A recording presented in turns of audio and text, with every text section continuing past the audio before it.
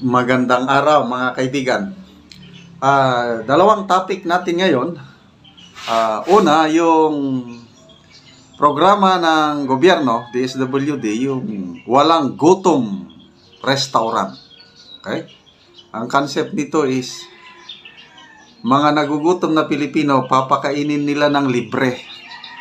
Kaya lang, saan manggaling yung pagkain?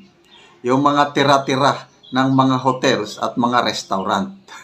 Pupulsuhan natin ito. Pangalawa, yung napipintong pagdating ng around 300 Afghan refugees darating na dito sa bansa.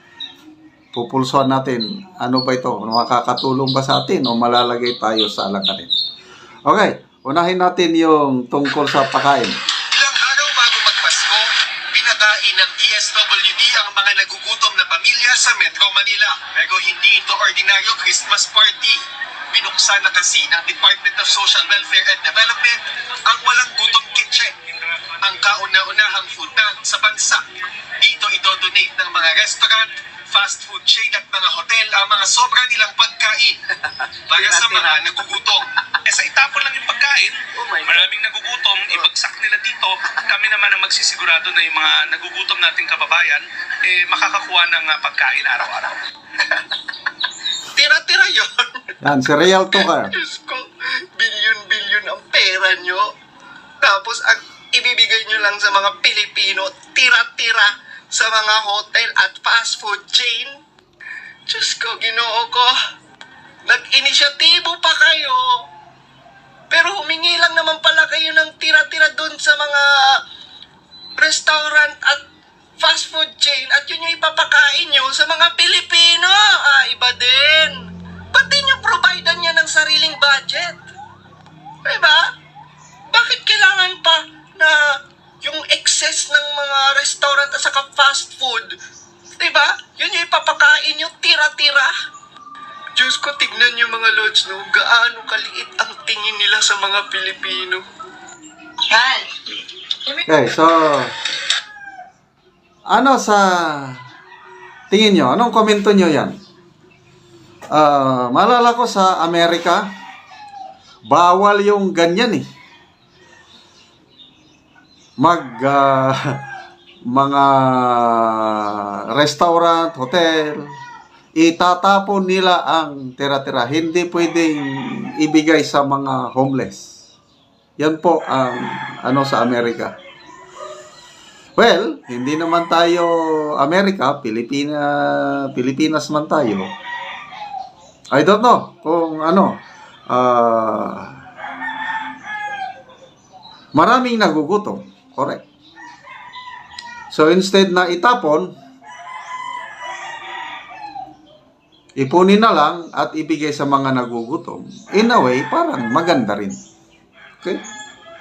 Maraming masisiyahan na mga nagugutom na Pilipino niyan. Ang tanong, yun lang yung food poisoning. Baka naman hindi maingat yung mag-handle ng mga magkakaroon ng food poisoning. Lalo mapapasama ang mga kababayan nating Pilipino. Ang nakikita ko dito is ito pag-aamin ng gobyerno na kasi ang programa ng gobyerno, lalo na sa ang Pangulong Marcos Jr., ang legacy na gusto niyang iwanan pag alis niya sa pwesto is walang magutom na Pilipino. Yan ang kanyang palaging sinasabi. Napaka gandang hangarin, mataas na pangarap.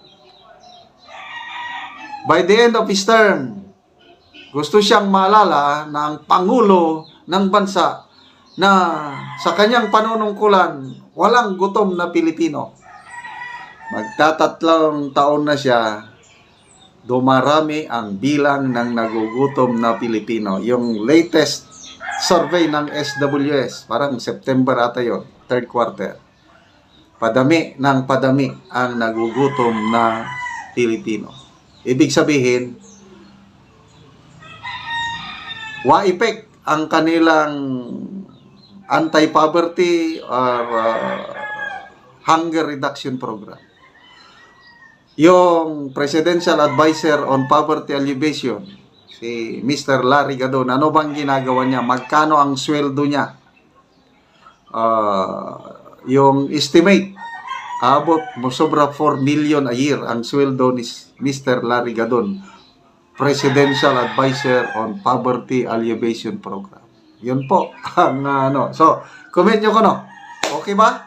Yung tira-tirang pagkain sa mga hotel and restaurant, ibabagsak na lang sa DSWD at ipapakain sa mga pobreng Pilipino. Hindi ba nakakawala ng dignidad yun? Okay lang sana kung wala tayong nababalitaan na mga billions of pondo, pera ng taong bayan na nilulustay lang sa korupsyon. Okay lang sana yun. Kaya lang, kung may mga nilulustay man lang dyan, bakit hindi mo na lang bigyan ng, kasi puros ayuda kasi ang gusto nila eh. Tinuturoan nilang mga Pilipino na maging tamad. Yung ganyang, yun ang negative na nakikita ko niyan. Magiging tamad ang Pilipino. Kung tuloy-tuloy ito, ang sasarap ng pagkain, kasi galing sa restaurant, huwag na akong magtrabaho. Pipila na lang ako sa walang gutom kitchen. Anyway, pasalamatan pa rin natin ang gobyerno, this daw na nakaisip niyan. I hope na walang food poisoning. I hope na hindi magiging tamad ang Pilipino. I hope na tuloy-tuloy. Na hindi lang sa Metro Manila, I hope every major cities, Luzon, Visayas, and Mindanao at merong ganyan. Marami silang mapapaligayang Pilipino. Okay, punta naman tayo sa isang issue. Yung pagdating ng ito, post ni Doc Lorraine Badoy. Watch, U.S. Ambassador Mary Kay Carlson announces that 300 Afghan nationals will soon darating through the Philippines to process their resettlement to the U.S. The move follows a deal between the Philippine government and the U.S. to temporarily host Afghan refugees. Ano sa tingin nyo? Maganda ba ito o delikado sa ating bansa? Magbasa tayo sa mga comments. Castro Teresa. Yan. Pabor ba kayo? Kaya lang, wala na tayong magawa. Pirmado na yung kasunduan eh. Dahil pumirma ang ating gobyerno, sumunod tayo sa kagustuhan ng US, papasok at papasok sila. So, ang atin na lang, magreklamo na lang. Ito, si Castro Teresa, sabi niya, di ako pabor. Pero, sino ba naman ako? Ayun, yung sinasabi ko, wala tayong magawa eh.